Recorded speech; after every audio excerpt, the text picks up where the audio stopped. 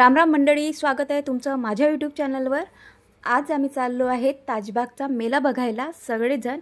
हो, माझे बाबा आले आहेत खूप दिवसाचे, तर त्यांना घरी राहून राहून आलाय कंटाळा त्यांना, कारण मी ठेवलाय जबरदस्तीने की राहा बाबा माझ्याकडे, आणि म्हणून चाललो आहे आम्ही मेला बघण्यासाठी। आता रस्त्याने तर खूप गर्दी आहे। 2 गाड्या घेतल्या आहेत। एका गाडीवर आहे बाबा, मुलगी आणि भाऊ, आणि दुसऱ्या गाडीवर आहे पापाची परी। पण ती पापाची परी काय म्हणत आहे तुम्ही एकदा बघा। हळू गाडी चालवता येत नाही मला, नाही का? जोरात पाहिजे।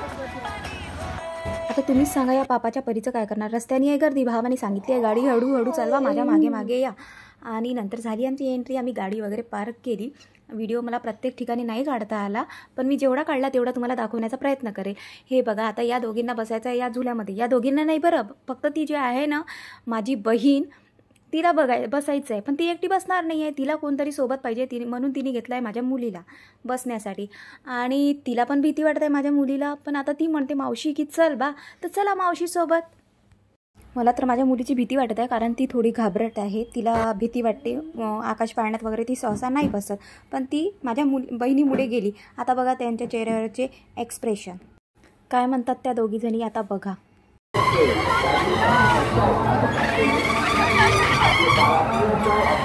शेवटी तिने मला या ड्रॅगनमध्ये बसायला भाग पाडलं आणि मला 32 कोटी देव आठविले। ये बड़ी अच्छी बात कही आप। आणि रस्त्याने ना एवढी गर्दी होती की असं वाटत होतं की एखादा त्या गर्दीमध्ये हरवलं नाही पाहिजे, म्हणून माझ्या भावाने दोघींचे हात पकडून ठेवले आणि मी माझ्या बाबांचा हात पकडून ठेवला होता। घरी जाईपर्यंत मी माझ्या वडिलांचा हात नाही सोडला।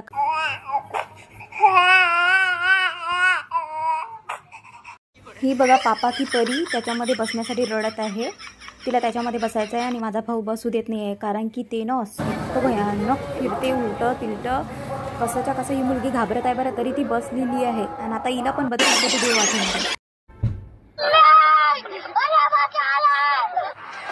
नंतर आम्ही गेलो मोदका कुवा बघायला। बाबांची खूप इच्छा होती, बाबा फक्त आमच्या सोबत फिरत राहिले इकडे तिकडे, पण ते कशातही बसले नाही।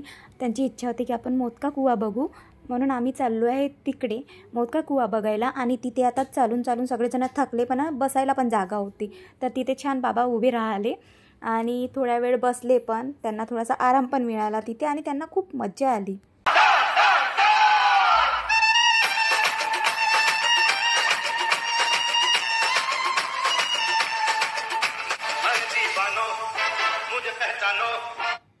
त्यानंतर सगळ्यात वरून तर इतका छान वाटत होता मेला तो, आणि मस्त लाईट खूप मस्त भारी वाटत होतं तिथं। आणि नंतर सगळ्यांनाच मजा आली। थोडंसं आम्ही जाताना खाल्लं पिल्लं, पण बाबांचा हात मात्र मी नाही सोडला, कारण माझे बाबा हरवले नाही पाहिजे ना म्हणून। आणि फायनली आता बघायचं होतं की अजून काय फरमाईश आहे माझ्या बहिणीची, कारण तिला नाही का कोणत्याही दुकानात गेला नाही बघा, इथे तिला चप्पल घ्यायची वगैरे काही आहे नाही, पण टाईमपास करायचा आहे थोडासा, बघून घ्यायचं 5-10 मिनिटं नाही का, आणि मग नंतर म्हणायचं की मला घ्यायचंच नाही आहे अजून।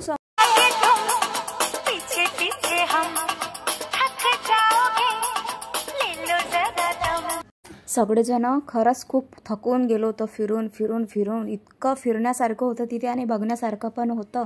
आणि मला जास्त वाटत होतं माझ्या बाबाचीच काळजी, कारण त्यांचं वय नाही आहे एवढं फिरण्याचं, आणि आम्ही त्यांना भरपूर फिरवलं। तरी त्यांना आम्ही रस्त्यात विचारलं, बाबा थकले आहेत का? थकले की थोडासा आराम केला, पुन्हा चला।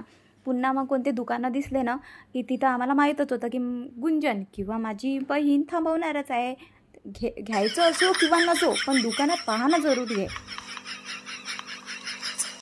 त्यानंतर नवऱ्याची फरमाईश होती तिथून हलवा पुरी आणायची, आणि त्याच्यासाठी माझा भाऊ तिथे उभा आहे हलवा पुरी घेण्यासाठी। फक्त त्यांच्या एकट्याच पुरती घेत आहे बरं, कारण कोणीही खाणार नाही आहे।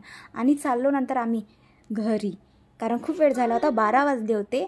आता हे सगळं बघितल्यानंतर तुम्ही विचार करत असाल की अधिराज तुम्हाला दिसलाच नाही, तर हो, आम्ही अधिराजला घेतलंच नाही, कारण तो तिथे राहिला पण नसता, त्याला त्याच्या पप्पाजवळ ठेवला आहे, तो पप्पाजवळ खेळत आहे छान।